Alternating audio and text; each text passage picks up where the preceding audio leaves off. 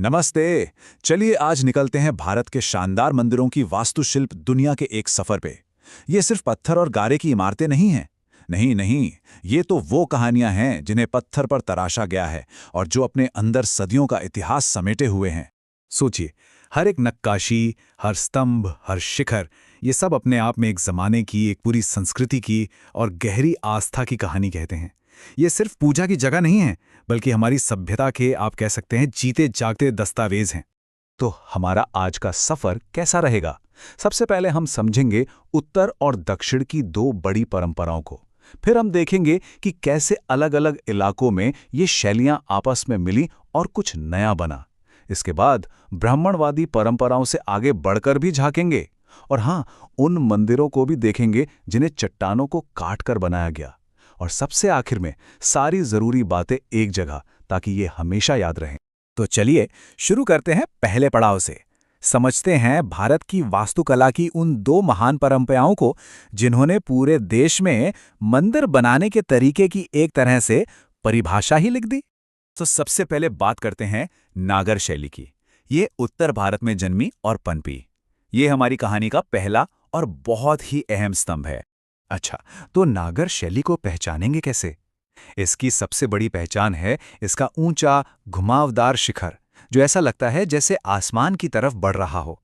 और शिखर के ठीक ऊपर आपको एक गोल डिस्क जैसी चीज दिखेगी। उसे कहते हैं आमलक, और उसके भी ऊपर होता है पवित्र कलश।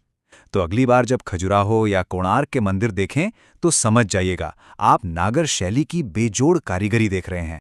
चलिए अब उत्तर से सीधे चलते हैं दक्षिण की ओर।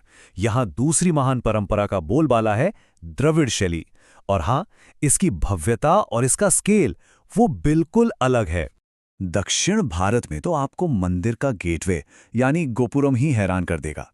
ये इतने ऊंचे और विशाल होते हैं कि कई बार तो मुख्य मंदिर से भी ज्यादा ऊंचे लगते हैं। ऐसा लगता है जैसे आप किसी दिव्य दुनिया में कदम रख रहे हों। यहाँ नागर शैली जैसा घुमावदार शिखर नहीं होता, बल्कि गर्भगृह के ऊपर एक पिरामिड की तरह सीढ़ीदार टावर होता है, जिसे विमान कहते हैं। तंजावुर का बृहदेश्वर मंदिर हो या मदुरई का मीनाक्षी मंदिर, ये सब द्रविड़ शैली की इसी शान के प्रतीक हैं। तो एक नज़र में दोनों में फर्क क्या है? नागर मतलब घुमावदार शिखर, द्रविड़ मतलब सीढ़ीदार विमान। नागर में गेटवे सामान्य होते हैं, पर द्रविड़ शैली में विशाल गोपुरम ही पहचान बन जाते हैं। बस इतना याद रखना है। पर रुकिए, कहानी सिर्फ उत्तर और दक्षिण की नहीं है। जब ये दोनों शैलियां भारत के बीच में, मतलब दक्कन के इलाके में पहुंची, तो वहां इनका एक जबरदस्त संगम हुआ और इस मिलाप से वास्तुकला के कुछ एकदम नए हाइब्रिड रूप सामने आए। और इसी संगम से निकली वेसर शैली, जो आपको दक्कन के पठार में देखने को मिलेगी। ये नागर और द्रविड़ का एक, कह सकते हैं, परफेक्ट मिक्स है। इसमें आपको उत्तर के शिखर का घुमाव भी दिखेगा और दक्षिण की सजावट भी। एक बहुत ही सुंदर बैलेंस। हलेबीडु का होयसलेश्वर मंदिर इसका एक शानदार उदाहरण है। अब थोड़ा पूरब की तरफ चलते हैं, ओडिशा।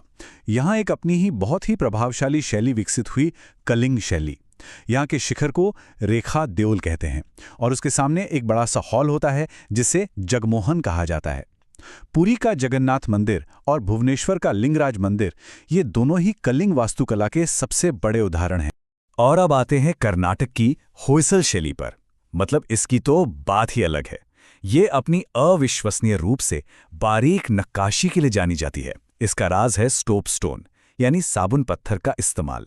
ये पत्थर थोड़ा नरम होता है, तो कारीगरों को इस पर गहनों जैसी एकदम महीन डिजाइन बनाने का मौका मिल गया। सच में वहां की हर दीवार, हर खंबा एक पूरी कहानी कहता है। और होयसल मंदिरों की एक ऐसी खासियत है जो कभी नहीं भूल सकते, उनका स्टार शेप का बेस, यानी तारे के आकार का आधार।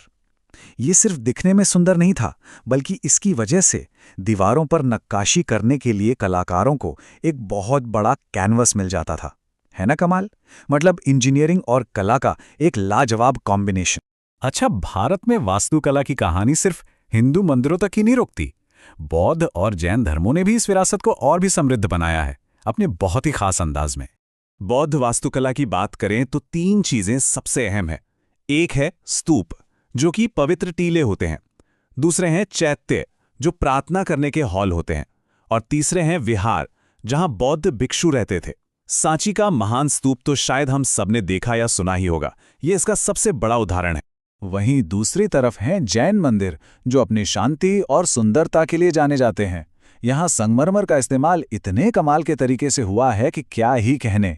दिलवाड़ा और रणकपुर के मंदिरों में तो ऐसी बारीक नक्काशी है कि लगता है जैसे पत्थर को नहीं बल्कि हाथी दांत को तराशा गया हो।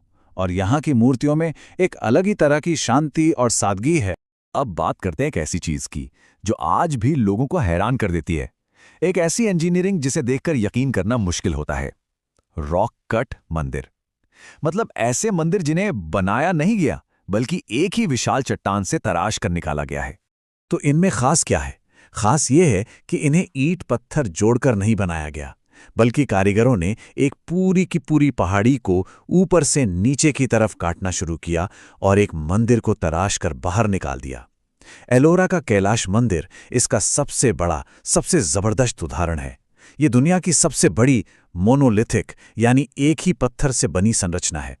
बस एक पल के लिए सोचिए, क्या कमाल का विजन और स्किल रहा हो। तो हमने नागर, द्रविड़, वेसर कई सारी शैलियों की बात की।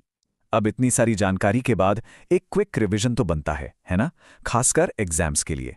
चलिए सब कुछ एक जगह पर फटाफट देख लेते हैं। तो ये वन लाइनर्स एग्जाम के लिए जरूर याद रखने हैं। खजुराहो, सीधा जवाब नागर शैली। बृहदेश्वर, द्रविड़ शैली। कोणार्क, ये नागर और कलिंग का मिक्स है। हलीबीडु, ये है होयसल शैली का कमाल। और एलोरा का कैलाशनाथ मंदिर, ये तो है रॉक कट वास्तुकला का सबसे बड़ा चमत्कार। बस ये मैच द पेयर याद रखिए, काम आसान हो जाएगा। तो जब हम इन सभी वास्तुशिल्प चमत्कारों को देखते हैं, ये सिर्फ इतिहास की पुरानी इमारतें नहीं हैं, ये इंसान की रचनात्मकता, उसकी हिम्मत और उसकी आस्था की कहानी है जो आज भी जिंदा है।